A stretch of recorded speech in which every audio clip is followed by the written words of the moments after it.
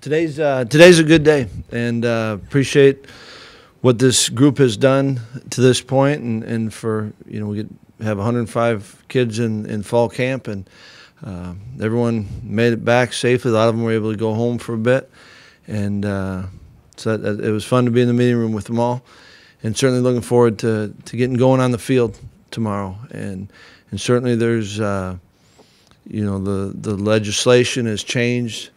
Kind of the type of camp maybe we've all known, but I like the plan that we have, and more importantly, I really like where the group's at, and I think they're ready to try to maximize the opportunity that is fall camp. We just talked about it. You got 4 phases to get ready for the season, and I thought our winter conditioning, I thought our spring football and our summer conditioning programs, I think they were good, and looking forward to this 4th and final phase before we start the season. Got microphones on each side of the room.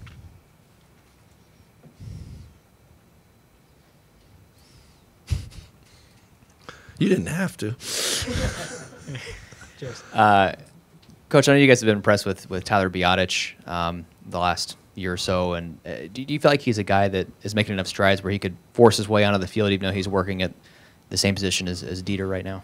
I think that we have been impressed with Tyler, and he's certainly given himself an opportunity to get a lot of reps. And I think that's what, in spring football, we talk to our guys. It's not necessarily how you finish spring ball as far as where you're at on the some fictitious depth chart.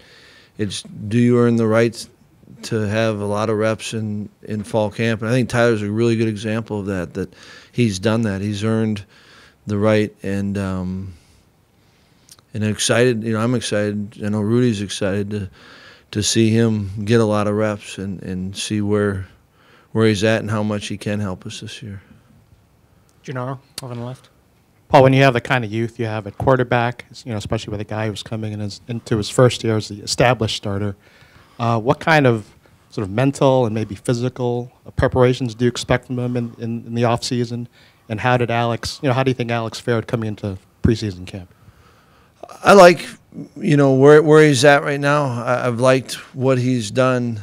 I thought one thing I've always been impressed with Alex is his approach, and he's willing to spend a lot of time trying to improve physically, the mental part of it. I think that it's been a really good off season for him. Anytime any of our players, we're talking about Alex, but any of our players that have played, and now how can you learn from those experiences? I really like where Alex is at right now, and yet know that he needs to have. There's a lot of room for growth, but I think he's put himself in position to take those steps forward. So I'm very pleased with where he's at right now. Jeff. Paul, one kid that we haven't seen is Ibrahim. I hope that's how he pronounces his name, from Pittsburgh. What do you remember about him as a player then, and do you have any idea what he might be able to contribute in this year? Yeah, it's Rashid's a guy that when we were recruiting him as a defensive back, and then we had a situation where we were really thin at the running back position, and asked him to flip over. He's got great football IQ. I think that he, when he came back, and Seth was able to meet with him, myself, Rudy, he got back into the terminology rather quickly. He's a sharp kid, and I think that he can provide.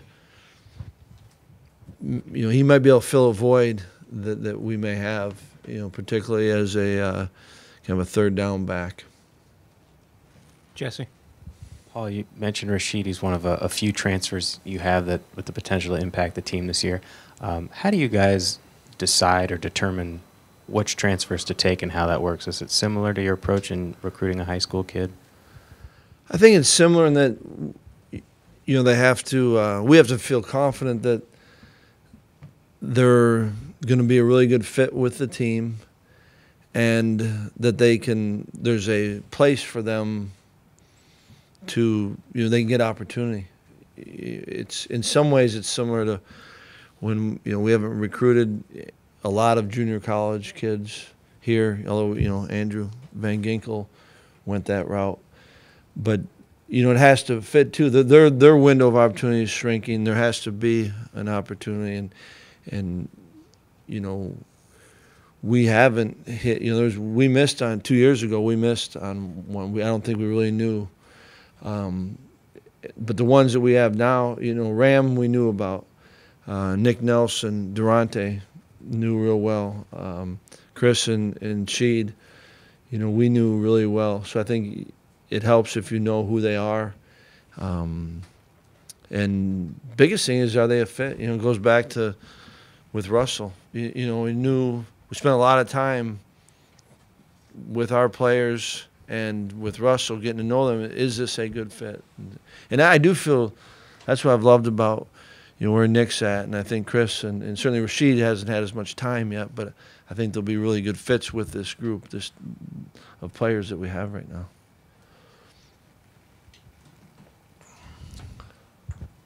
Coach, last year at this time, seemingly everyone was talking about how tough your schedule was. There seemed to be doubters, and your guys seemed to use that as motivation, kind of a chip on the shoulder. Completely different story now. There seems to be few doubters about this squad. Does it change maybe your approach, and have you noticed a difference in the guys, maybe their motivation levels and kind of what's going to get them going?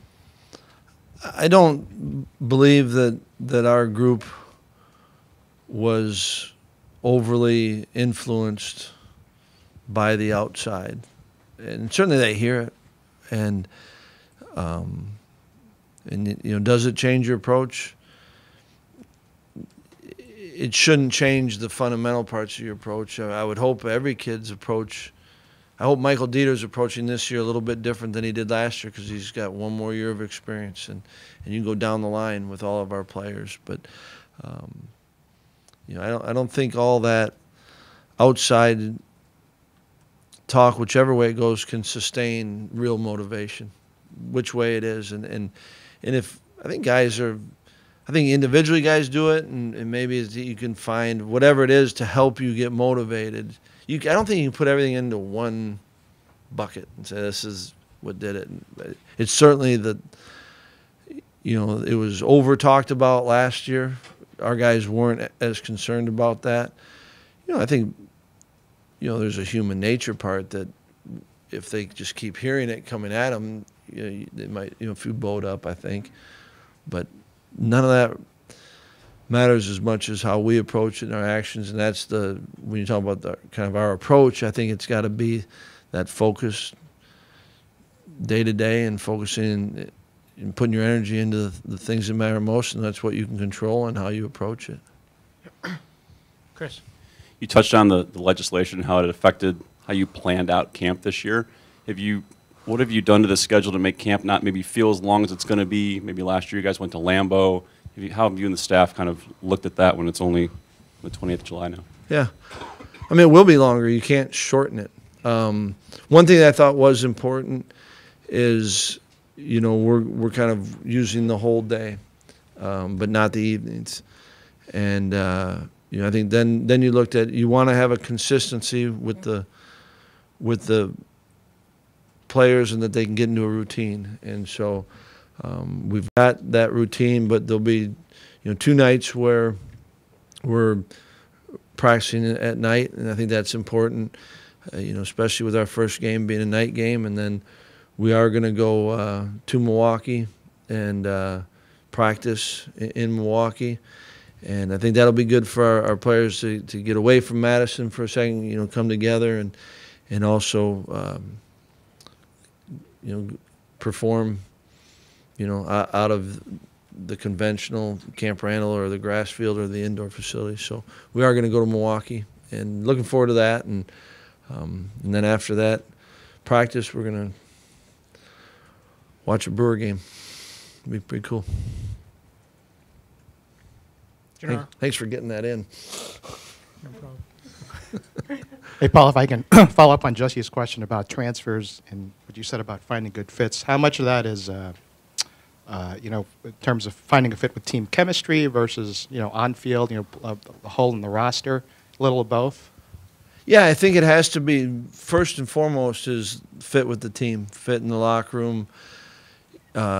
Just within, when I talk about fit, it's can a guy come here and grow as a player, and can he, do well academically and grow in that part. If they don't value that, then the best of what we have to offer isn't really taken advantage of. And then I think there has to be opportunity. That they can see, it's worth all the time and the effort, because they do come and they want to play. So I think it's both. Jesse. Now that you'll have 4 healthy inside linebackers in fall camp, when you evaluate them, are you thinking you want to try and get all of them equal playing time? Will you consider moving someone like Jack to outside? What is your approach when you have that much talent at one spot? I think the approach right now is just to get them going and get them all playing. And there are very few seasons where I've ever gone through and felt like the good players didn't play. There's a need for them, and so I think we're not going into camp trying to play it out too much. Let the practices, let the players dictate it. And I'm excited about who we've got working at outside linebacker too. And so I think those are things that kind of evolve as camp goes on, and maybe as the season goes on. A lot of those changes. I think when Sitch first moved outside, it was during the season. So not trying to overscript it. Jim. Paul, I think you'll agree that Jazz Peavy made a pretty significant step last season. Does he have another one in him, or where do you kind of want to see him grow from here? Yeah, I do. I think Jazz has been one of those. I've loved kind of seeing his growth and development over the last couple of years, and I think Jazz absolutely has another level that he can get to.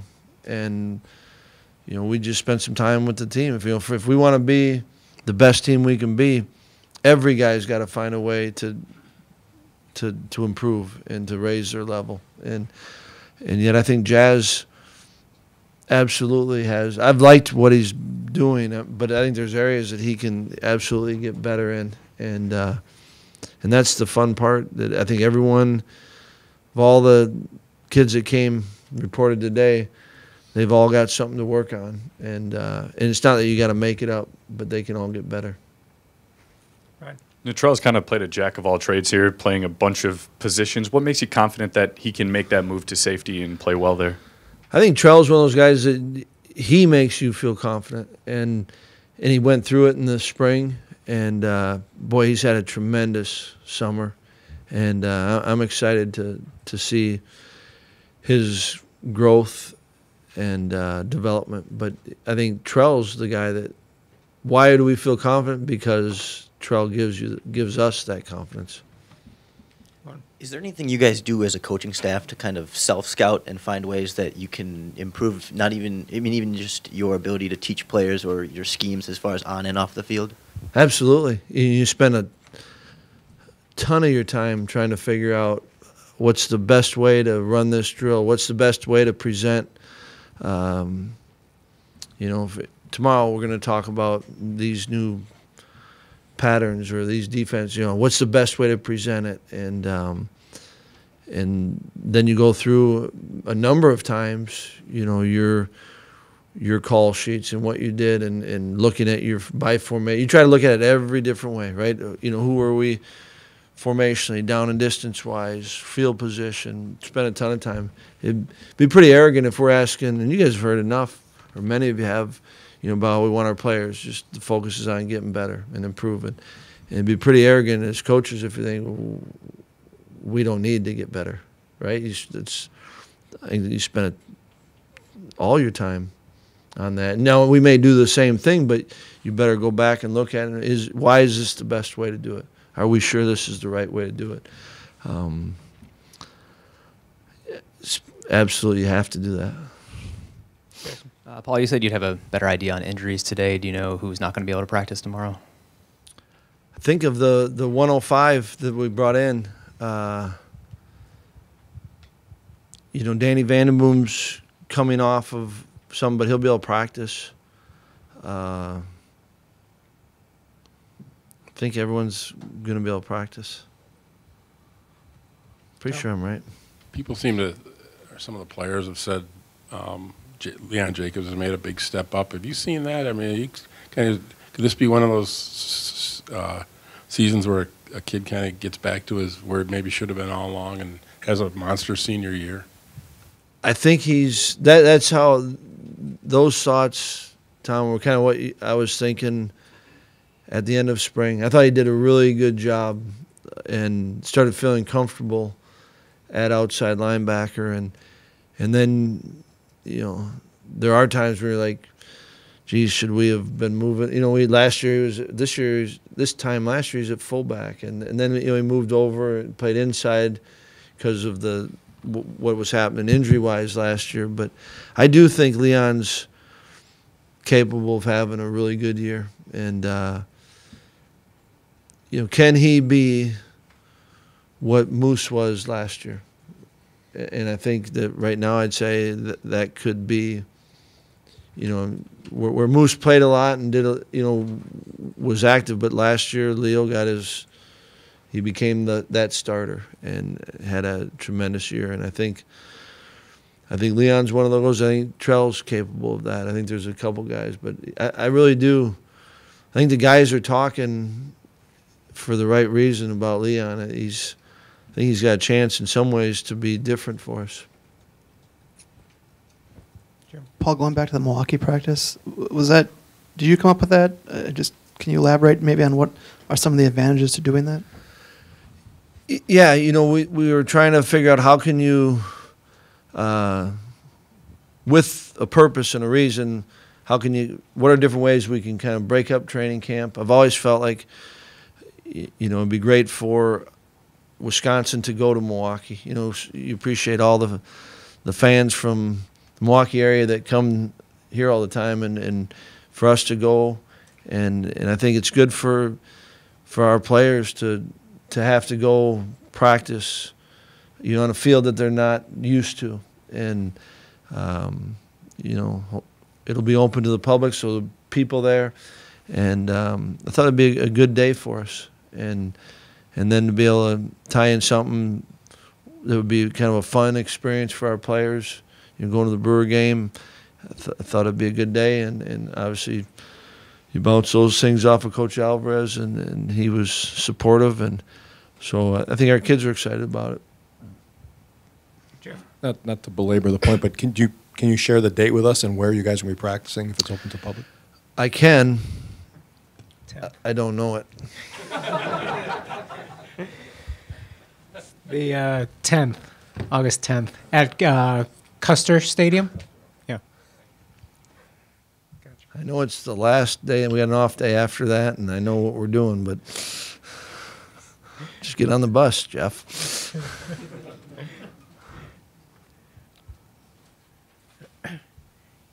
Anything else for Todd? I've got this 100 years of Camp Randall stuff going on. Do you want your players to appreciate that? I mean, a lot of the facilities that they use have been built in the last 10 years, something like this. So they don't see that necessarily, but I'm sure they appreciate it at some level, don't they? Yeah, and absolutely want our players to understand the history of this football program, and certainly Camp Randall's a big part of that, and understand the history of the university. All those are good, and I think what you're saying is accurate. It's not the same Camp Randall for these guys, and that's part of the lesson, is that it's not because of those that came before and what they're able to do that maybe enabled some of these things to happen.